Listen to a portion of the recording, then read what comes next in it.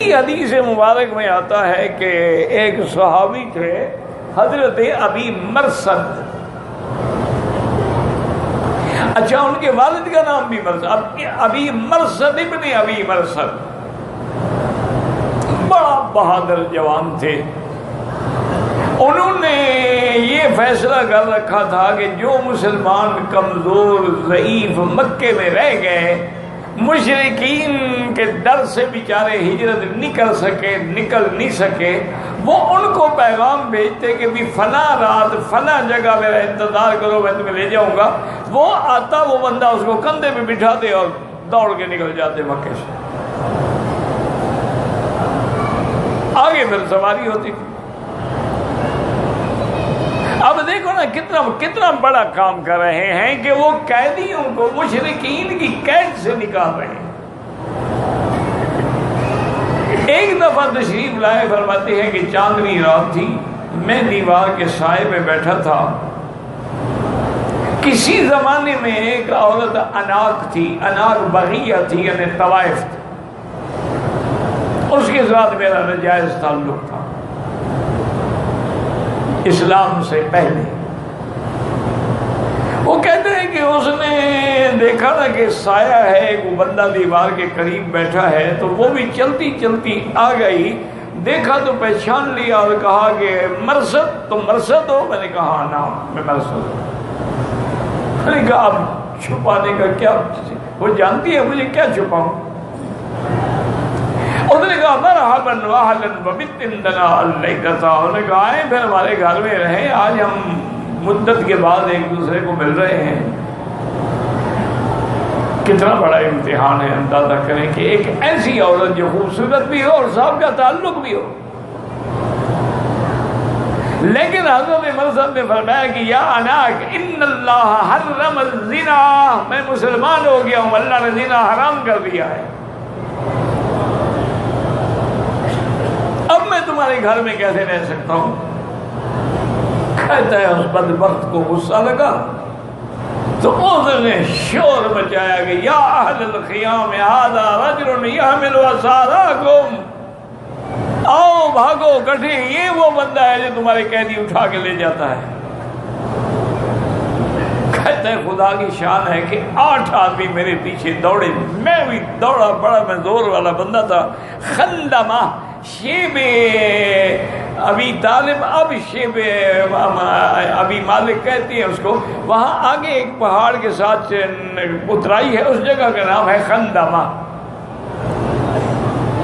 وہ کہتے ہیں کہ میں خندمہ جب آیا تو میں نے دیکھا کہ ایک پہاڑ میں ایک غار ہے، تو میں جلدی سے غار میں گھس گیا. کہتے اللہ کی شان ہے کہ اللہ نے ان کو اندھا تو کر دیا، وہ مجھے دیکھ تو نہیں سکے کہ بھئی وہ کہاں گیا، لیکن وہاں آ کے کھڑے ہوئے بدبخت، جس کو بھی پیشاب آتا وہ اسی غار کے اوپر کھڑے ہو کے پیشاب کرتا، سارا پیشاب میرے سر پہ آتا ہے. کہتے اللہ عالم، ان بدبخت سب کو ایک ہی وقت میں پتہ نہیں پیشاب آیا ہوا تھا یا کیا تھا کہ 8 آدمی پیشاب کرتے رہے، میں اندر چپ کر کے بیٹھا کیا کروں یہاں. وہ کہتی ہیں کہ اس کے بعد وہ چلے گئے، کہنے لگے کہ اس غار میں تو کوئی نہیں ہے. جب وہ چلے گئے تو میں بھی اپنے وعدے کا پکا تھا. اس بندے کو میں نے کہا تھا نا فلاں جگہ ہے، میں پھر اسی جگہ پہنچا، اس کو کندھے پہ بٹھایا، لے کے پھر مدینے بھاگ گیا.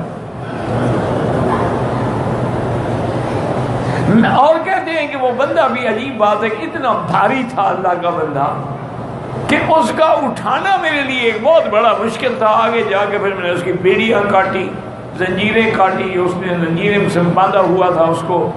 پھر اس کو اونٹ میں بٹھایا، لے گیا، حضور کی خدمت میں پہنچا. حضور نے بڑی دعائیں دی. میں نے عرض کیا کہ یا رسول اللہ انکحوا اناقا، کہ اللہ نے زنا تو حرام کر دیا، لیکن میں اناق سے شادی کر لوں. کہتے ہیں حضور چپ ہو گئے. میں نے تھوڑی دیر کے بعد پھر پوچھا یا رسول اللہ انکحوا اناقا، حضور میں اس کے ساتھ شادی کر لوں؟ مجھے بھی اس سے محبت ہے یا رسول اللہ،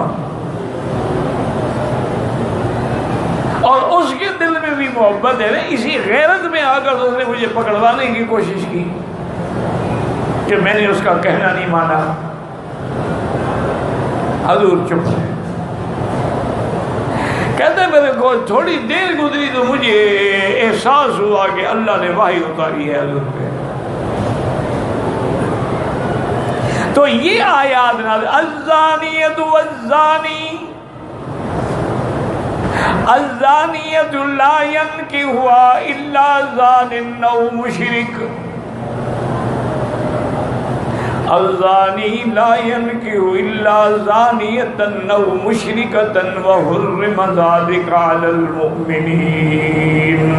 اللہ نے فرمایا زانی عورت زانی مرد کے ساتھ نکاح کرتی ہے، اور زانی مرد بھی زانی عورتوں کو ڈھونڈتا ہے۔ اللہ نے مومنوں پہ حرام کر دیا ہے کہ کسی زانیہ سے نکاح کریں۔ حضور نے فرمایا لا تنکحوا یا مرصد اللہ نے منع کر دیا۔ بہرحال کچھ بھی ہو وہی زانیہ تو وہ ہے نا، تو زانیہ سے تو نکاح کرنا حرام ہے۔ تو حضرت مرصد کہتے، اب دیکھیں یہ آیت اسی قصے میں نازل ہوئی ہے، قصہ مرصد میں، لیکن حکم قیامت تک یہی ہے کہ کسی زانیہ عورت سے آدمی نکاح نہ کرے۔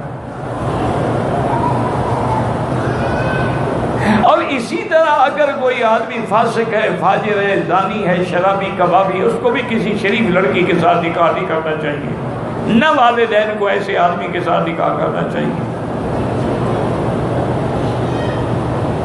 اب یہ آیات ایک قصے میں نازل ہوئی ہے، حکم قیامت تک کے لیے ہے۔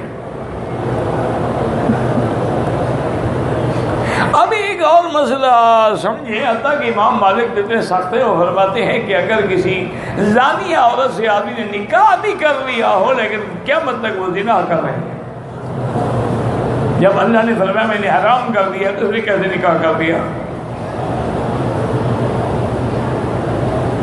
لیکن یاد رکھیں ایک مسئلہ اور ہے،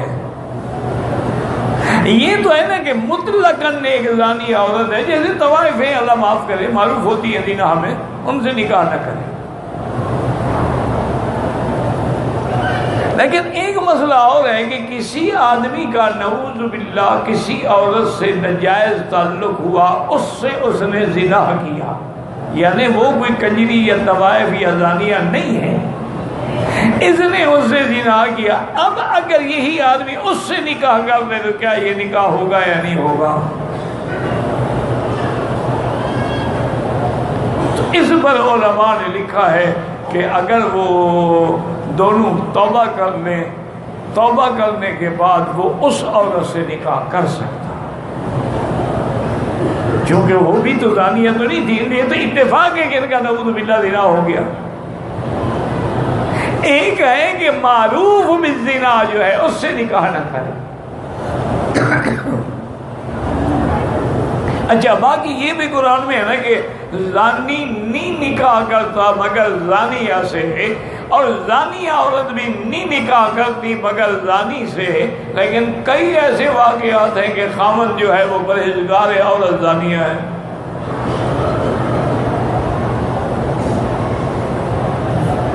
اور کئی ایسے واقعات ہیں کہ عورت پرہیزگار ہے، پابند صوم و صلاۃ ہے، شوہر زانی ہے۔ اب ایسے حالات میں علماء نے کہا کہ پھر یہ کیسے ہوگا کہ زانی تو بغیر زانیہ کریں؟ علماء نے کہا کہ اغلب حکم یہی ہے کیونکہ جنس کو پسند کرتی ہے، زانی عورت زانی مرد ڈھونڈتی ہے اور زانی مرد زانی عورت ڈھونڈتا ہے، لیکن اتفاق ہو جاتا ہے کہ کبھی شریف کے گھر میں غلط عورت آ گئی اور کسی شریف عورت کے پاس غلط شوہر آ گیا، یہ اتفاقات ہوتے رہتے ہیں۔ لیکن آدمی کوشش یہی کرے، بلکہ ایک حدیث میں فرمایا اختاروا لنطفکم، جب تم اپنے بچوں کے لیے رشتہ ڈھونڈو تو پہلے تلاش کرو، کوشش کرو، تحقیق کرو، تاکہ ان کے لیے کسی اچھی لڑکی سے کسی اچھے گھر سے رشتہ لو، تاکہ کل کو جو نسل چلے انشاءاللہ وہ بھی اچھی ہو، وہ بھی صالح ہو۔ تو اپنی طرف سے کوشش کرو باقی باطن کا علم تو بھائی کسی کو بھی نہیں ہوتا ہے نا. اللہ تبارک و تعالیٰ رحمت فرمائے. کیونکہ آج تو دنیا میں رنگ ایسے ہو گئے ہیں کہ بظاہر جناب دیکھو تو ماشاءاللہ فرشتے ہیں، اور اندر کا حال پوچھو تو انا للہ و انا الیہ راجعون ولا نقول الا لا حول ولا قوة الا باللہ العلی العظیم.